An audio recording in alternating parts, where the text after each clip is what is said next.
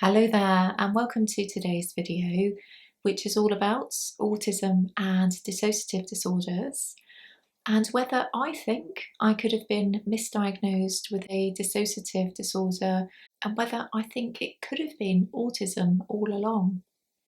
So last year I found out, kind of by accident really, that I was diagnosed with a dissociative disorder around 20 years ago, and it came as such a shock because I have no memory of this whatsoever. I don't remember talking about this in therapy or anything like that, let alone being given a diagnosis. And it's further confusing because the entry on my NHS records or health records only says dissociative disorder and it doesn't specify anything further. And at first, I thought this was a misdiagnosis, some error of some kind, but I have been doing some further research into dissociative disorders, and I have to say that some of it does really ring true for me, and I'll go through my experiences in this video. But firstly, I'm just going to talk about what dissociation is. So dissociation is a very normal part of the human condition or the human experience, and we experience dissociation in a number of ways on a day-to-day basis.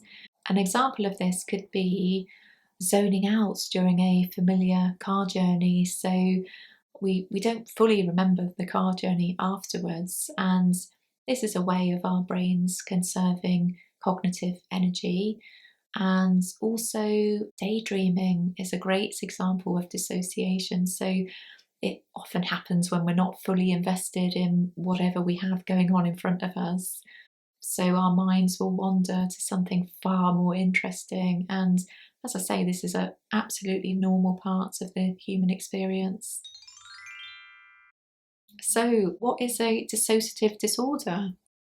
Dissociative disorders involve a loss of awareness of your surroundings or self, and because of this sense of disconnection, they can be debilitating. According to the DSM, there are 5 types of dissociative disorder.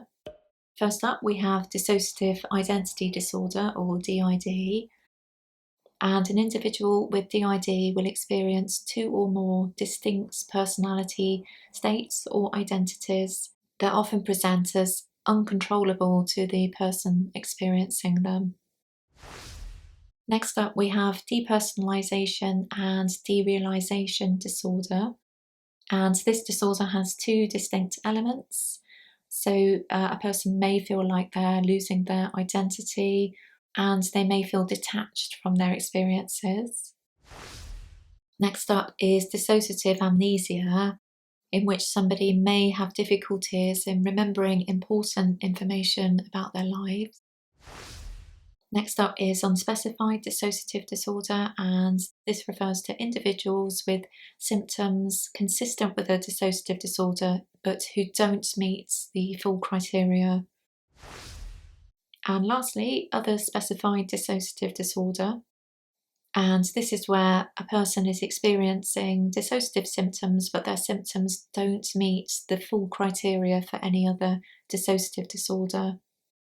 So firstly, I'm going to talk about derealisation and depersonalisation disorder, because there are some elements there that I can certainly resonate with. And a person with derealisation may experience objects changing in shape, colour or size. They may feel detached or separate from the outside world. They may see the world as lifeless or foggy. They may feel like they're seeing the world through a pane of glass. They may feel like they're living in a dream. And they may feel as if other people are robots, even if they know that they're not. And for me, there are definitely a couple of elements there that ring true for me. Certainly feeling detached or separate from the world around me and feeling like I'm living in a dream. But I have to say that I only experience this kind of dissociation whenever I'm in a deep depression, really. And I did talk about how I experienced depression in last week's video. So for me, it's like experiencing an absence of feelings. So I feel very disconnected, and it's like I feel like I'm really devoid of any personality, that there's sort of no personality within. So although I do resonate with these two aspects, it's only when I've been in a deep depression. And in terms of depersonalisation, a person may feel as though they are watching themselves in a film. They may feel as if they are just observing their emotions. They may feel disconnected from parts of their body or emotions. They may feel as though they're floating away, and they may feel unsure of the boundaries between themselves and other people. And this I do relate with a lot more. And I have had this thing throughout basically my whole life, where I feel really disconnected from my body, and it's almost like my mind, or myself, my brain, or the person within is completely separated from my outer shell or my body. And this was way more significant during my adolescent years and in my 20s, maybe into my 30s as well. And I have quite a vivid memory actually of when I was about 19. I said to a friend of mine that I felt like I'd been born into the wrong body, and she didn't really understand what I meant. But I think it really evidences this sense of detachment that I've had from my body. And I think it only feels a bit more connected now, because my mind and my body have spent so much time together. It's almost a case that we've kind of got used to each other, rather than feeling kind of innately connected, is the best way I can describe it. And I hope this makes sense, at least to some of you out there. So anyway, back to the list. In terms of watching myself from a film or looking at myself from the outside, I certainly have experienced this, but I would say again, it's only really when I've been in deep depressions, feeling as though I'm just observing my emotions. I guess maybe I think I've got a disconnect with my emotions anyway, and I think alexithymia can explain this actually, and many autistic people have alexithymia. So I feel quite disconnected from my emotions, and in particular, more pleasant emotions, feeling joy, etc., don't come easily to me. Feeling disconnected from parts of my body or my emotions, and again, alexithymia can certainly explain some of that. And yeah, I've certainly felt disconnected from parts of my body, as I've explained. So yeah, I'd certainly relate to this one. And feeling as though I'm floating away, and feeling unsure of boundaries between myself and other people. I have to say I don't relate to those two at all. And yeah, it is interesting. I certainly relate more to depersonalisation than I do derealisation. But for me, at least some of the dissociation that I experience could also, at least parts, be explained by issues with interoception and proprioception.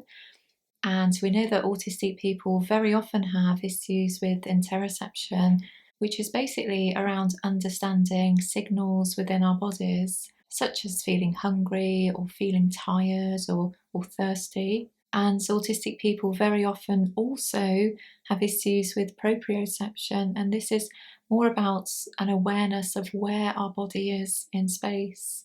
And an example of proprioception would be an awareness of where our arm is in relation to the space around us and in relation to our body, without actually needing to look at it for reference. So, I don't doubt that that has a part to play in my dissociation. So whether or not it warrants a distinct diagnosis of a dissociative disorder, I don't know. I'm not a diagnostician, I'm an artist at the end of the day. So, yeah, it's an interesting one, isn't it? And also, in terms of dissociative amnesia, I have a really dreadful memory, and particularly from childhood actually. So I don't doubt that I'm blanking out a lot of trauma there, and there is a link between dissociative disorders and trauma. So it's something that I've had to bear in mind while I've been really trying to research dissociative disorders. So I also wanted to mention unspecified dissociative disorder, and for me, I think out of the 5 dissociative disorders, this is the one that would probably make most sense for me. And it's just really irritating that on my records it just says dissociative disorder. It doesn't say unspecified dissociative disorder. And if it is an unspecified dissociative disorder, why couldn't they specify the unspecification? Or perhaps by omitting the unspecification, they're saying that it's unspecified. I don't know, as an autistic person, I would just like more clarification here. But anyway, I think this for me makes most sense. It almost suggests to me that yes, there are elements of dissociation that I experience. Some have been debilitating, and certainly through times of deep depression, but there perhaps wasn't enough there to warrant a full diagnosis or a specified diagnosis. So I think certainly out of the 5 disorders, I think this is the one that makes the most sense. So while making this video, it got me asking the question, are autistic people more likely to experience dissociation? Well, like everything seemingly to do with autism and with dissociative disorders as well, no doubt, there is so little research out there, and it's obviously an area that needs far more study. However, we do know that there is a strong link between dissociative disorders and interpersonal trauma. And interpersonal trauma can be being bullied or harassed, it can be physical abuse, and it can be SA. And we know that autistic people are more likely to experience abuse. So it just makes sense that issues with dissociation and dissociative disorders will be more common within the autistic community. And I thought this was really interesting. There was a survey conducted in 2021 where 687 autistic adults were asked about their experiences of interpersonal trauma, PTSD, and dissociation. And it found that 94% had at least one elevated scale on the MDI, which is a clinical screening tool. Emotional disengagement was the most common symptom. But coming in at number 2 was depersonalisation at an astonishing 72%. And over half of respondents had issues with emotional constriction, derealisation, and memory-related dissociation. It's just so interesting.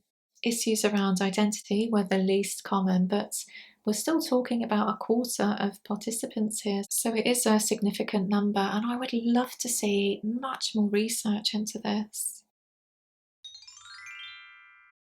So then, do I think I've been misdiagnosed with a dissociative disorder?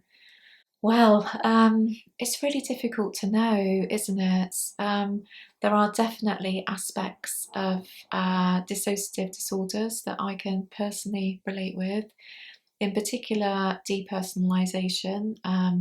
As I spoke about earlier, I've always had this real disconnect between me or my inner self and my outer body, and it's taken me a long time to accept this body that I have.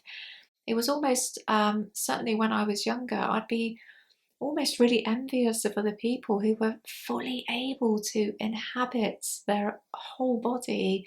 They had a rhythm and they felt really comfortable in their movements and how they presented themselves to the world, but I just never seemed to have that going on. I just felt like my mind was telling my body to do stuff, but it just didn't quite know how to do it. So there really did feel like, and still does feel like, there's a disconnect there. Also, I have a dreadful long-term memory, and there are vast swathes of my life that I just don't remember, and particularly in childhood. And I don't doubt I've blanked a lot of stuff out that, was traumatic. So this does kind of make sense to me that this is, a dissociative response to trauma. However, I do think some elements of my dissociation could be explained by autism, and certainly alexithymia. I have a real problem with trying to connect with emotions, and in particular joyful or pleasant emotions. I seem to be way more tapped into more negative emotions, I have to say. And similarly, I have issues with interoception and proprioception, as do many autistic people. So this could, at least in part, explain some of the issues I have with understanding my body. So it's really difficult to know if this does warrant a dissociative disorder diagnosis of itself. I think for me it's been really useful to go through the process of researching this video and giving time and headspace to researching dissociative disorders, because at least I now know, or I now suspect, that it would be dissociative disorder non-specified. So it was probably likely that the I don't know, the psychologist or whomever I saw did see dissociative traits within me, but there wasn't or weren't enough of them there to give me a specific diagnosis. I think also it's really important to say that as autistic people, we often say, don't we, that we feel different from other people. So I don't doubt that whomever I was speaking to in therapy or whatever picked up on this, and it no doubt formed part of this dissociative disorder diagnosis. However, for me, it would be really interesting to know if this diagnosis was given to me during a time where I was in a depression, because I know that I have more dissociation going on, really. I feel kind of detached from the outside world. So there is some derealisation stuff going on there as well. So yeah, that would be so interesting to know. But I can't remember, which is really frustrating, and my GP has scant information. So it's something that I'll never know, I guess, unless I went through a new diagnostic kind of process for a dissociative disorder, as to whether I would meet the diagnostic criteria or not. But now that I know that I'm autistic, I can see that there are various elements of my dissociation that can be explained by being autistic. As to a separate diagnosis for a dissociative disorder, I'm really not sure. I think there are certainly some tentative links between autism, PTSD, and dissociation. So until there's more research out there, it's really difficult to know. So I'd love to know if you too deal with dissociation, and whether it's in a similar way to me, or whether your experience is completely different. I'd be really interested to hear. Oh, and also this is really important to say that as far as I'm aware, all of the information I've given today and presented is accurate. I used to work in an admin job around 20 years ago now, maybe a bit longer. And at that time, I needed to know a little bit about dissociative disorders, not at any expert level, but just, enough to be able to do the job. But I know that as time goes on, we have new understanding and new framing and even new terminology with dissociative disorders, and in fact any health conditions. So I do know that there are some of you out there who also have dissociative disorders. So if there is anything that needs correction, by all means, please let me know down below, because I'd be really interested to hear. So I think that's going to be it for today. So thank you for watching. Give it a like if you got this far, and I'll see you again soon.